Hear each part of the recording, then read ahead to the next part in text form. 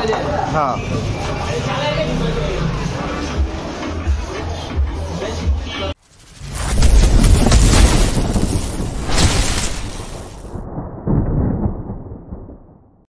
সবার কি অবস্থা? আমি আপনাদের ব্রো হাইপার। আমি আলহামদুলিল্লাহ ভালো আছি। আপনারা কেমন আছেন? শীতকালে মনে হইতেছে না শীতকালে মনে হয় যে গ্রীষ্মকাল। তো যাই হোক, আজ ফার্স্টে যে ভিডিও দেখালাম এটা হচ্ছে আমার বাইকে হোস পাইপ লাগানো অবস্থা লাগাইতেছিলাম। অরিজিনাল যে পাইপটা থাকে ওটা চেঞ্জ করে হচ্ছে হোস পাইপ লাগাইলাম। যে হোস পাইপ নিয়ে অনেক মানুষের কৌতূহল, হোস পাইপ বলে খুব ভালো ব্রেকিং, অনেক কিছু হাই ফাই সেই কত কিছু, ঠিক আছে। তো হোস পাইপ লাগানোর রিজন হচ্ছে আমার পিছনে ব্রেক, আমার প্রথম যখন থেকে কিনি তখন তো আমার পিছনে ব্রেকের স্পিড কমায়, ঠিক আছে, বাট স্লো করে গাড়ি, কিন্তু বাট স্টেট থামায় ফেলা না। অনেক সময় এফআই বাইকগুলো কী হয়, অনেক সময় এফআই হচ্ছে ইন্ডিকেটর ভালোভাবে কাজ করতে পারে না, ছোটোখাটো রাস্তা ছোটোখাটো ভাঙাচুরায় বা হচ্ছে অল্প স্পিডে এফআইটা ধরতে পারে না। সেক্ষেত্রে হচ্ছে আমাদের গাড়িগুলোর পিছনে ব্রেকের উপর নির্ভরশীল হয়ে যেতে হয়। আর পিছনে ব্রেক হচ্ছে আমার খুবই কম ধরতো প্রথম দিকেই, না আমার কাছে মনে না ধরে। তো অনেক ঘাটাঘাটি করলাম, ইউটিউব ঘাটাঘাটি করার পর হচ্ছে হোস পাইপের সন্ধান পাইলাম। মানে অনেক জায়গায় দেখলাম যে হোস পাইপের বেনিফিট আছে, নিজের কাছে হোস পাইপের বেনিফিট নাই, শো জাস্ট ডেকোরেটের লেখা। তো আমি যে জায়গায় যেতেছি এটা হচ্ছে শান্তিনগর যে আবুল হোটেল যাওয়া যে ফ্লাইওভারটা, এই ফ্লাইওভারটা। তো এই ফ্লাইওভারটা বেশিরভাগই সময় ফাঁকা থাকে, বাট আজকে একটু প্রচণ্ড প্যারা দিতেছে গরমে, আর হচ্ছে জ্যাম ট্যাম একটু বেশি। তো যাই হোক, আমি জানি যতটুকু হোস পাইপ লাগাইলে হচ্ছে পিছনে ব্রেক হার্ড হয়ে যায়, ভালোভাবে ব্রেক কাজ করে। অ্যান্ড হচ্ছে হোস পাইপে নর্মাল যে আমাদের যেটা থাকে ওইটা হচ্ছে আপনার থাকে হচ্ছে রাবারের, আর হোস পাইপটা হচ্ছে অ্যালুমিনিয়ামের। রাবারটা আমি যতটুকু জানি যে হিটের কারণে হচ্ছে আপনার তেল পাস স্লো হয়ে যায়, ঠিক আছে। গাড়ি যখন অনেক রান করবেন ওইটা হচ্ছে আপনার হিটের কারণে রাবারটা স্লো করে কাজ করে। বাট হোস পাইপের ক্ষেত্রে জিনিসটা ভিন্নই। হোস পাইপটা হচ্ছে আপনার এই হিটও গরমেও ঠান্ডাও যেমনই হোক, ওটা তেলটা পাসিংটা খুব স্পিডলি করে এবং পাসটা খুব বড় থাকে, মানে পাইপের যে ফাঁকাটা থাকে ওটা খুব বড় থাকে। দ্যাটস ওয়াই হচ্ছে হোস পাইপে প্রেশারটা বেশি ক্রিয়েট করতে পারে। আর আমাদের ব্রেকিং সম্পর্কে যদি জানতে চান, হাইড্রোলিক ব্রেকটা কি, এটা হচ্ছে যে ইঞ্জিন হলে প্রেশারের মাধ্যমে হচ্ছে ব্রেকটা ধরে, যেটা হচ্ছে অনেক টেকনিক্যাল অনেক বিষয়, যেটা হচ্ছে প্রপারলি আমিও জানি না। বাট হোস পাইপ আমি মাত্র লাগাইলাম, আমি এখনও মানে ওরকম চালাইতে পারি নাই যে হচ্ছে আসলে ব্রেকিংটা আসলে কি আমাদের যেটা স্টকে থাকে ওইটার থেকে কি বেটার পারফরমেন্স দেয় কি না। কারণ আমি যতটুকু ঘাটাঘাটি করছি আমার কাছে মনে হয় যে বেটার পারফরমেন্স দিবে। কারণ হচ্ছে হোস পাইপ অবভিয়াসলি 2000-2500 টাকার জিনিস লাগাইতেছেন, আর এক একটা হোস পাইপ এক এক রকমের কাজ করে। যেমন আরসিপির হোস পাইপ আছে, ফাইটুর আছে, অ্যান্ড দেন হচ্ছে আপনার টিডিআর না কি জানি আছে, আবার চাইনিজ কোম্পানির আছে, কপিও আছে, হাজার ভেরিয়েন্ট আছে ভাই বাইকের পার্টসে, হাজারো ভেরিয়েন্ট। যেটা হচ্ছে আপনি যদি না চিনেন তাহলে আপনি মারা খাই যাবেন, না যদি পরিচিত জায়গাতে না কিনেন তা আরও বড় ধরনের কট খাই যাবেন। তাই হচ্ছে আমি হোস পাইপ লাগাইলাম। আর সামনেও লাগায় এফআই বাইকগুলোতে হচ্ছে হোস পাইপ লাগে 2টা, আর কার্বোরেটর লাগে 1টা। কারণ এফআই একটা হচ্ছে এবিএসের, আর একটা হচ্ছে আপনার হাইড্রোলিকের যে ওয়েলটা থাকে ওইটার। যাওয়ার কোনো জায়গা নেই ভাই, যে একটা জ্যাম পরে, মানে ভার্সিটিতে বেড়ালাম কঠিন লেভেলের জ্যাম, আরে ভ্যানে লেগে চিপটা ঢুকে যাইতেছি গা, সমস্যা নাই, প্যারা নাই, চিল। তো হোস পাইপে হাজারো এক একটা মানে স্টকের জিনিসের থেকে হচ্ছে আপনার আফটার মার্কেটের পার্টসগুলোর দাম অনেক বেশি অবভিয়াসলি। যেমন হচ্ছে আমার যে হোস পাইপটা লাগানো হয়েছে, এই ছবি দিয়ে দিলাম, এটা হচ্ছে আপনার ফাইটুর হোস পাইপ। গরমে গলাগুলা শিখা গেছে, ফাইটুর হোস পাইপ। এই হোস পাইপটার দাম পড়ছে মিনিমাম 200 টাকা। আর এটার জন্য আপনি হচ্ছে কি যে ব্রেক ওয়েলটা যেটা আছে ওইটা আপনি চেঞ্জ করে ফেলতে হবে, নতুন একটা ব্রেক ওয়েল লাগাইতে হবে। ব্রেক ওয়েল আপনি যেটা ইচ্ছে নিতে পারেন, এটা আপনার উপর প্রেফারেবল না যে এটাই লাগাইতে হবে, আপনার ইচ্ছা। 100 টাকারও আছে, 600 টাকারও আছে, 1400 টাকারও আছে।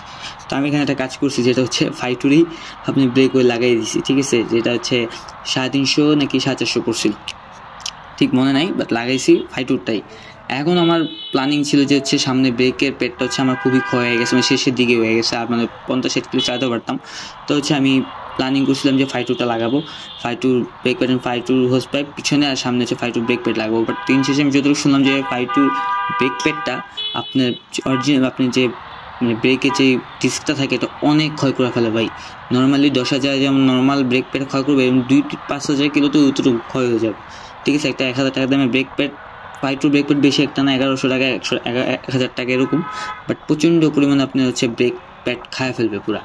তো একটা ব্রেকের লেগে হয় একটা 7-8 হাজার টাকা দামের ব্রেক ডিস্ক খায় ফেলা, ওই ভাই নিজের কলজাবিটা লাগা, ঠিক আছে। দ্যাটস হচ্ছে আমি ফাইটুর ব্রেক প্যাড লাগাইনি। কারণ আবার ফাইটুর ব্রেক প্যাড 1-2টা ঝামেলা আছে, যেমন হচ্ছে আপনার এটা বৃষ্টির দিনে পুরো গাড়ি মানে স্কেচ করে বলতে গেলে পড়ে যায়, ব্রেক দেওয়ার সাথে গাড়ি একটা স্টপ করে ফেলে, এটা একটা ইস্যু। এই বিজনেসের সময় ফাইটুর ব্রেক প্যাডের সাথে মিলতে পারে না।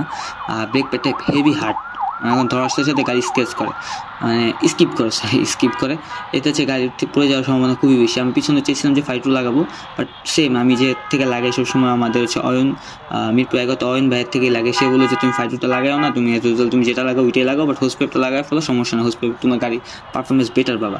দ্যাটস আমি হোস পাইপ লাগানো হলো। এখন দেখি যে হোস পাইপ কতটুকু কী কাজ করে, আসলে কি হোস পাইপ কোনো কাজ করে কিনা। আমার যতটুকু মনে হয়েছে অবভিয়াসলি হোস পাইপ কাজ করবে, কারণ অবভিয়াসলি জিনিসটা হচ্ছে Fi2 অরিজিনালটা লাগানো হয়েছে। আর পসিবিলিটি সবচেয়ে বেশি যে বেশিরভাগ ক্ষেত্রে আমি দেখছি যে সবাই হোস পাইপই লাগায় পিছনেরটায়, সামনেটা খুবই কম লাগায়। সামনেরটা যারা লাগায় ওটা হচ্ছে যাদের বেশি টাকা থাকে, তেল থাকে, তারা লাগাইতে পারে। আর একটা হোস পাইপ 2000 টাকা হলে আমার যে সামনে লাগাইতে গেলে 4000 টাকার চুনা, ঠিক আছে। তো আমি আবার সামনের ব্রেক অয়েল চেক করলাম যে আমার ব্রেক অয়েল ঠিক আছে কিনা। আমি দেখলাম না, ব্রেক অয়েলের থিকনেস ঠিক আছে, আলহামদুলিল্লাহ। আমি আর মনে করেন এটা চেঞ্জ করলাম না। বাট আপনার চাইলে Fi2 লাগাইতে পারেন আপনার ব্রেকিং পারফরমেন্স বেটার করার জন্য। আমার কাছে মনে হয় যে ব্রেকিং পারফরমেন্স অলওয়েজ ভালোই বেটার করবে। আর এখন যে চালাইতেছে, এখন হচ্ছে আপনার Fi2টাই দিয়ে চালাইতেছি, বাট হচ্ছে টানাটানি করতে পারতেছি না। দ্যাটস হচ্ছে ব্রেকটা ওরকমভাবে কাজ করবে না। যখন রাফ টানাটানি করবো 60-70-80-তে, তখন ব্রেক ধরে বুঝতে পারবো যে ব্রেকটা থামে কিনা। বাট আমি নর্মালি যখন চালালাম তখন ভালোই পারফরমেন্স দিতেছে। আগেরটা থেকে একেবারে যে 100% দিবে এরকম না, আগেরটা থেকে কিছু বেটার পারফরমেন্স দিবে। কারণ আমার নিজের বাইকের ব্রেক ডিস্কটাও তো ওরকমভাবে সিস্টেম করা, যে এটা হচ্ছে যতটুকু ধরা অতটুকুই ধরবে, বাট একটু বেশি ওয়েল পাস করলে তখন হচ্ছে ব্রেকটা বেশি ধরবে। বাট Fi2 আমার হিসাবে হচ্ছে RC বা Fi2 কিনা ভালো, কারণ এই দুইটা হচ্ছে কপি মানে আছে, বাট কপি থেকে হচ্ছে কপি যেমন দাম একটু বেশি হচ্ছে আপনার অরিজিনাল। তো বেশিরভাগ দোকানরা আপনার হচ্ছে আরসিবি থেকে হচ্ছে Fi2 ক্লাসটা হচ্ছে প্রেফার করে। আরসিবি বা হিউজ প্রাইস 4,000-5,000 একটা হোস পাইপ। আর আমি কিনছি শর্ট রেঞ্জেরটা, পিছনে চাকার জন্য শর্ট রেঞ্জেরটা বেটার। যদি অনেকে আছে পিছনে রাউন্ড নিয়ে এসে লাগায়, ওইটা আমি লাগাই নি। ওইটা লাগালে আমার পুরো গাড়িতে ছাপ্পি লাগবো, পুরো মুরগি লাগবো, দ্যাটস আমি ওটা লাগাই নি। অ্যান্ড দেন মিরপুর যাওয়ার পর হচ্ছে আমার বাইকের ইঞ্জিন অয়েলটা চেঞ্জ দিলাম। অলওয়েজ ইঞ্জিন অয়েল আমি 1000 কিলো বা 980-90 ক্লিয়ার চেঞ্জ করে ফেলি। অ্যান্ড অয়েল ফিল্টারের সাথে ইঞ্জিন অয়েলের সাথে হচ্ছে অয়েল ফিল্টারটাও চেঞ্জ করি, যাতে হচ্ছে মাইলেজ ভালো পাওয়া যায়। কিন্তু আমার বাইকে একটা সমস্যা ছিল, যেটা হচ্ছে আপনার ক্লাস খুবই লুজ ছিল। আর আমি যতটুকু তারা বললো, কি বড়ো ভাই বললো যে হচ্ছে ক্লাস যত লুজ হবে তত হচ্ছে ক্লাস প্লেটে প্রেশার পড়ে। তো আমি হচ্ছে ক্লাসটা টাইট করছি। টাইট করার কারণ হচ্ছে আমার একটু চালাতে আনইজি ফিল লাগতেছে, কারণ এত প্রায় দীর্ঘ অনেক দিন চালানো হয়েছে ক্লাস লুজ করে। আমি আসলে জানতাম না ক্লাসে অ্যাডজাস্টমেন্টটা। তো হুট করে নতুন করে অ্যাডজাস্ট করার পর থেকে হচ্ছে আমার একটু আনইজি ফিল লাগতেছে। আর হচ্ছে আমার বাম পাশে হ্যান্ডেলটা একটু ছিল টাল, ওইটা আবার ঠিক করলাম। তো অলমোস্ট আপনার হচ্ছে আমার Fi2 লাগাইতে লাগছে হচ্ছে 2000। আর সামনে ব্রেক প্যাড লাগছে হচ্ছে আপনার 600। আর হচ্ছে ব্রেক ওয়েল লাগছে হচ্ছে আপনার অলমোস্ট কত 350-400 টাকার মতো লাগছে। তো ইন টোটাল ইঞ্জিনিয়াল নিয়ে হচ্ছে সব মিলে টোটাল 4120 টাকা ডিসকাউন্ট দিয়েছে, 4000 টাকা। বাট গাড়িটা চালায় আসলে মজা পাইতেছি।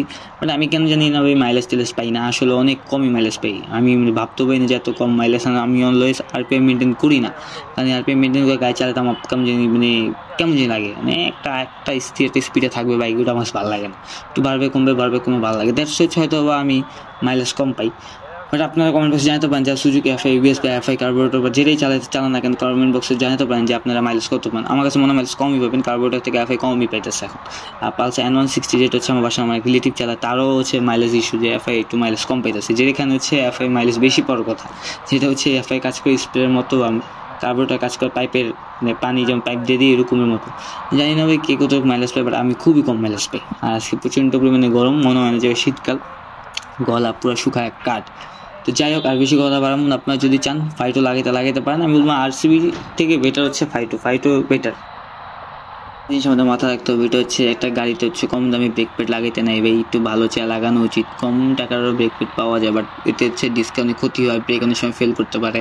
আর ডিজিটাল RCB ট্রাকটার লেগে চাপ খাইতে গেছিলাম। তো ব্রেক প্যাড অ্যাটলিস্ট হচ্ছে ভালো একটা মানে লাগানো উচিত। যেমন হচ্ছে আপনার আমি যেটা লাগাই সুজুকি, এখন জানি না অরিজিনাল নাকি ডুপ্লিকেট, 600 টাকা মতো পড়ছে, ঠিক আছে। অ্যান্ড দেন হচ্ছে RCBরও পাওয়া যায়, Fi2 পাওয়া যায়, ভালো ব্র্যান্ডেরও পাওয়া যায় আফটার মার্কেট, ওগুলো হচ্ছে লাগাইতে পারেন। আর সবসময় একটা মনে রাখবেন যে হচ্ছে বললেসে যদি আপনি যতটুকু পারেন ভালো Fi2 বললেসে লাগাইতে পারেন, তাহলে হচ্ছে আপনার বললেসের চান্স খুবই কম।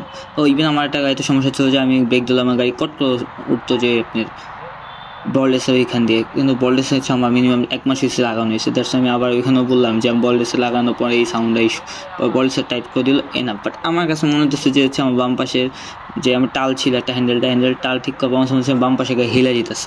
ভাই আমি এখনও ভালোভাবে প্রচুর পেইনে আসি রেলে যে আসলে কি আমার গাড়ি ঠিক হয়েছে নাকি আমার চালানো এতদিন ছিল ফল্ট।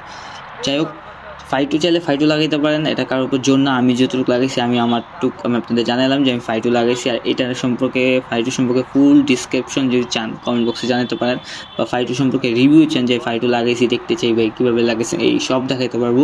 জাস্ট কমেন্ট বক্সে কমেন্ট করবেন যে ভাই দেখতে চাই, ঠিক আছে, ফাইটু অ্যাডজাস্টমেন্টটা দেখতে চাই। বাট ফাইটু লাগাইলে ভাই ইয়েলো কালারটাই লাগাইন বা রেড কালারটা লাগাইন, দুইটাই আগুন। বাট কালো লাগাইন না, কালো লাগাইলে হচ্ছে আপনি মনে করবো না কেউ যে এটা আলাদা লাগানো, ভাবো যে এটা অরিজিনালি।